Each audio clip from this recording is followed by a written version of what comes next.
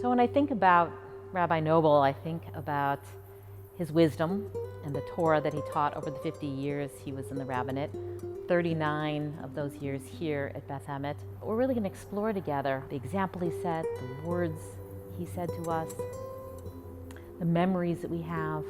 He's been a rabbi, a mentor, a teacher, a friend. He honored everybody, and he respected everybody, and everybody respected and honored him back. He always went to something that resonated with me on how to be a better person. What he said, he believed, and he believed what he said. So he was serious when he needed to be serious, and profound when he needed to be profound, and silly when he wanted to be silly. He always treated people, when he was in public, the way he treated them in private. He was respectful.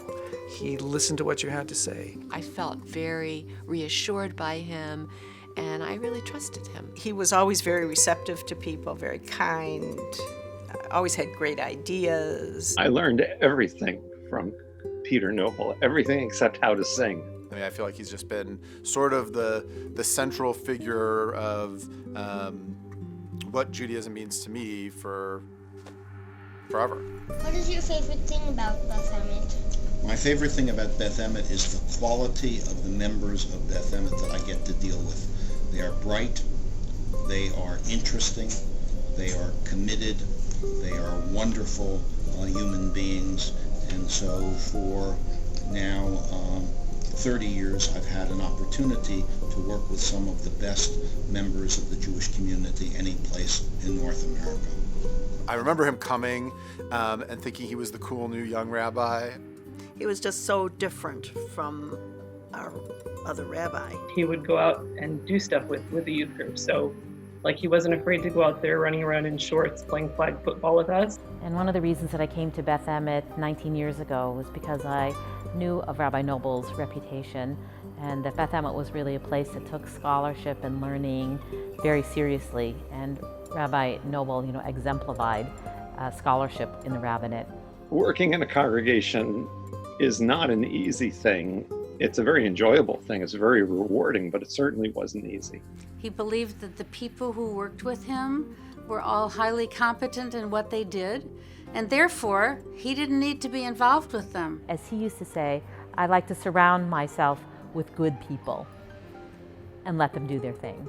But if you asked Peter for anything, to be present, to do, to say, to be, Peter was present in the best possible way. Nothing was too small or too big to try. He would do whatever he had to do for the congregation. Peter really believed strongly in the opportunity for people to try things on their own. Like with youth group, we'd come with an idea and he'd say, great, try it out, experiment with it, see if it works. Communication and dialogue were keys to how he functioned as a rabbi. Peter was a person who nurtured and celebrated the success of the people around him, and that often meant giving a degree of freedom, space for people doing things and thinking about things differently than he did. It was just a really great leadership style, a caring style that made it easy to work with him. One of the memories that I have from his sermons at High Holidays in particular was this message of social justice and sort of tikkun olam, trying to make the world a better place. He was perfectly willing to take positions that went just a little bit further than just about anybody else in the field. The scholarship, the Torah, the study, the tradition was all important to him, but that other leg of tzedakah, I just feel that was where his heart was. Because people mattered. You open up your home to those who need it. He was so all in to the soup kitchen. He was so enthusiastic. He was just so proud of this. And I remember he said, I've always wanted Beth Emet to do something like this. Peter Knobel was very involved in the interfaith community here in Evanston. He would invite clergy from different faiths to come speak at our synagogue, and he would go there. He and Father Oldershaw were very good friends. We did some advocacy together in the community and, working for peace and justice. He wanted us to all be working together because there were times when as a community we needed to act together. So he really paved the way for a lot of that interfaith work and created a community in which Beth Emet is not only seen as a leader, but as a place that is loved and cared about. One of the things that he did almost immediately was he started adding the matriarchs to the prayers. So instead of just saying Abraham, Isaac, and Jacob, we had Sarah, Rebecca, Rachel, and Leah. And he was on the forefront of, adding women into the prayer, having a more egalitarian service. The two associate rabbis he worked with were both women, and we had a female cantor for the first time under Rabbi Knobel as well. This was the early 80s, mid-80s, and there were very few women that had been ordained at that time. But Peter was not only supportive, he was, pushing me forward and trying to give me different opportunities to do things. He embraced the traditions and rituals, but he also wasn't afraid to modernize in ways that were just the right thing to do. We were at Shabbat services one night, and Rabbi Knobel had just gotten back from a CCAR conference where they had passed a resolution that all Reform rabbis were allowed to perform same-sex wedding ceremonies. Practically sprinted down the hall to chase us down and says, they passed the resolution where we can do commitment ceremonies. Go, yeah, Rabbi.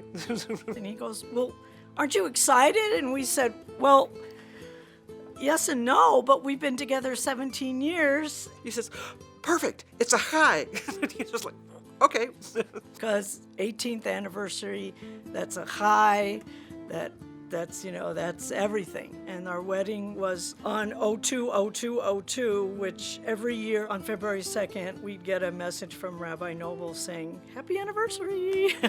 So I learned that even somebody as well-loved and respected as he was, there was a part of him that wasn't quite as fulfilled as he would have liked. Just because you're older or more established in your career, there's always an opportunity to learn more. This is a national leader already when I met him, who continued to develop his ability to communicate with other people and convey his ideas and to connect with other people well into his 70s, in fact, to the day he died.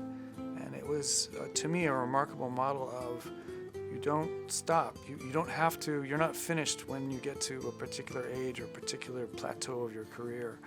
It was never just Peter, it was always Peter and Elaine. The two of them were this passionate light for the congregation. You have to watch her to see if it was really a good Devar Torah, because she would be, if she didn't like it, she would let him know. If he was going too long, she would do this to him. She was his partner. She thought he needed adjustment. She was happy to tell him.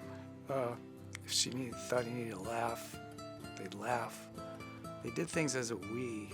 They each had their own areas of amazing gifts and strength, and they put them together in a way that changed the world around them.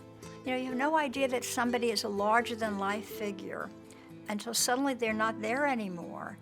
And for somebody like him, to not have him there doesn't seem possible. How could he not be here? He was sort of the constant in, sort of the darkest, hardest parts of my family's history, and also the most joyful. He was my rabbi and my friend. And he'll always hold a special place. He will be greatly missed. We miss him so much already.